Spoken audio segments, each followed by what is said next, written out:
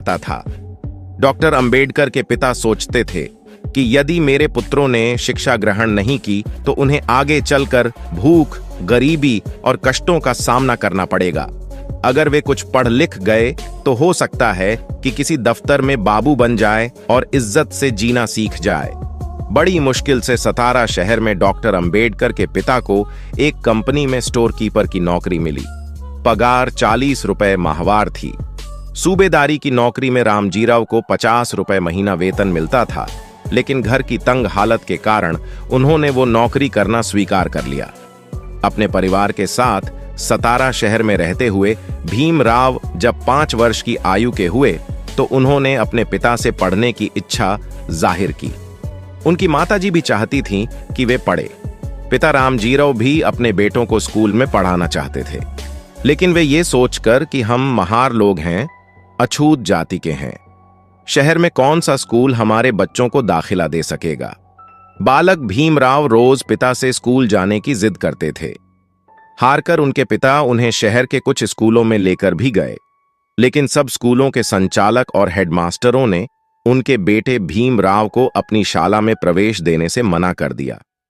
एक दिन एक स्कूल का हेडमास्टर बालक भीमराव को अपनी शाला में प्रवेश देने के लिए राजी हो गया, लेकिन उसने शर्त रखी कि भीम को स्कूल में कक्षा के दरवाजे से बाहर बैठकर अपनी पढ़ाई करनी होगी। अपने बेटे को शिक्षा दिलाने के लिए रामजीराव ने ये शर्त भी स्वीकार कर ली। इस तरह भीमराव का दाखिला उस स्कूल में हो गया। भीमराव एक सीधे साधे बालक थे। अपने पिता की तरह वे बहुत गंभीर और सहनशील थे। साथ ही साथ बहुत कुशाग्र बुद्धि तथा मेधावी प्रतिभा के धनी थे। कक्षा के दरवाजे से बाहर वे उस जगह पर अपना टाट बिछाकर बैठते थे जहां छात्र अपने चप्पल और जूते उतारते थे, लेकिन बालक भीम को किसी से कोई शिकायत नहीं थी। उसके मन में केवल विद्या और ज्ञान अर्जित करने की लगन थी। वे पढ़ाई के जरिए दीन दुनिया की बहुत सारी बातें जान लेना चाहते थे। भीमराव और रोज सुबह समय से पहले स्कूल पहुंचते और अपनी कक्षा के बाहर दरवाजे पर बैठकर शिक्षकों द्वारा पढ़ाए जाने वाले पाठों को बड़े ध्यान से एकाग्रता पूर्वक सुना करते। टीचर के पाठ पढ़ाते पढ़ाते उन्हें वह पाठ स्कूल में ही याद हो जाता था। उन्हें घर पर अलग से उस पाठ को रेट कर याद करने की आवश्यकता नहीं पड़ती थी। टीचर उनसे पाठ के संबंध में जो जो सवाल पूछते उसका भीमराव एकदम सही सही जवाब दे दिया करते थे। एक दिन गणित के अध्यापक ने एक प्रश्न ब्लैक बोर्ड पर लिखा और भीमराव को उसे हल करने के लिए बुलाया।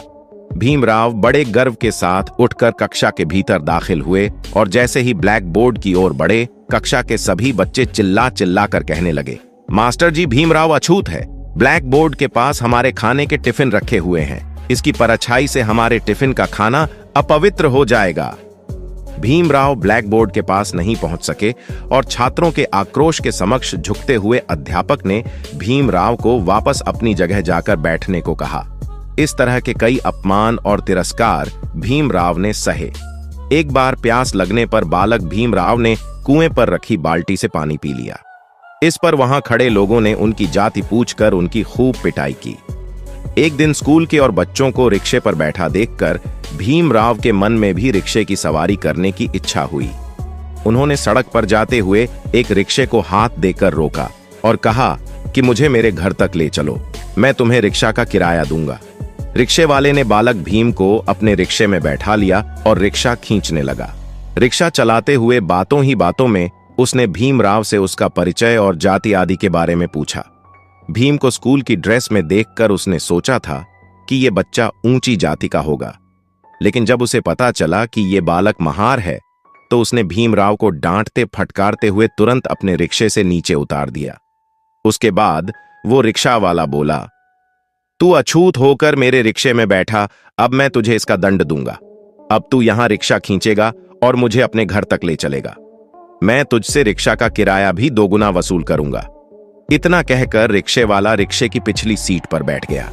रिक्शे वाले के क्रोध से घबराकर बालक भीमराव अपने हाथों से रिक्शा आगे की ओर खींचने लगे। नन्हे भीमराव ने महसूस किया कि शहर के ऊंची जाति के लोग उनकी आवाज सुनकर अपवित्र हो जाते हैं और यदि किसी सवर्ण को छू लें तो वो अपवित्र हो जाता है। कई बार नहाने के बाद ही इन लोगों के शरीर से अपवित्रता मिट पाती है। बचपन में भीमराव अंबेडकर ने छुआछूत और भेदभाव की जो पीड़ा सही, वह उनके जीवन के लिए अभिशाप न बनकर आगे चलकर वरदान साबित हुई। इसी पीड़ा ने उनको अन्याय और कुरीतियों से लड़ने की ताकत दी, दलितों को भारतीय समाज में समानता का अधिकार और न्याय दिलाने के संघर्ष शक्ति प्रदान की। भीमराव ने स्कूल में एक एक करके 4 कक्षाएं अच्छे नंबरों से पास की और वे 5वीं कक्षा में आ गए। एक दिन उनकी मां कठिन बीमारी का शिकार हो गई। पति ने भीमाबाई का पड़ोसी वैद्य से इलाज कराया, लेकिन भीमाबाई को बचाया नहीं जा सका। स्कूल में भीमराव गणित और भूगोल आदि विषयों में बहुत होशियार थे। उनके मन में संस्कृत पढ़ने की इच्छा थी, लेकिन संस्कृत के अध्यापक ने उन्हें संस्कृत पढ़ाने से मना कर दिया। उसने भीमराव से कहा, तू तो अछूत है, संस्कृत ऊंची जाति के बच्चों के पढ़ने की चीज है बेटा, संस्कृत पढ़ना तेरे भाग्य में नहीं है। भीमराव हर कक्षा प्रथम श्रेणी के अंकों से पास करते गए। अब उन्हें हाई स्कूल की शिक्षा ग्रहण करने के लिए बड़े स्कूल में भर्ती होना था, लेकिन पिता रामजीराव के पास उनकी फीस जमा करने के पैसे नहीं थे। तब उनके पिता ने पीतल की अपनी पुरानी परात को एक सेठ के यहां गिरवी रखकर फीस के रुपयों का प्रबंध किया। इस तरह हाई स्कूल में भीमराव का दाखिला हो गया। हाई स्कूल की परीक्षा उन्होंने प्रथम श्रेणी में उत्तीर्ण की। भीमराव अंबेडकर आगे पढ़ना चाहते थे। वे कॉलेज में दाखिला लेना चाहते थे, लेकिन कॉलेज की फीस भरने के लिए घर में पैसे नहीं थे। ऐसे में बड़ौदा के महाराज सयाजीराव गायकवाड़ ने उनकी सहायता की। भीमराव को अपने एक मित्र से पता चला कि बड़ौदा रियासत के महाराज गरीब छात्रों की मदद करते हैं, अतः वे मदद मांगने महाराज की मुंबई स्थित कोठी पर गए। जब महाराज को पता चला कि भीमराव ने गरीब छात्र होकर भी फर्स्ट डिवीजन से हाई स्कूल पास किया है, तो वे भीमराव की सहायता करने के लिए तैयार हो गए। भीमराव ने मन में ठान लिया था कि मुझे पढ़ाई में ऊंची से ऊंची डिग्री प्राप्त कर शिक्षा में महारत हासिल करनी है।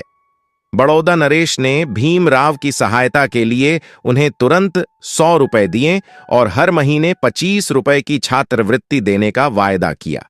इस तरह महाराज की सहायता से भीमराव ने बंबई के कॉलेज में एडमिशन ले लिया।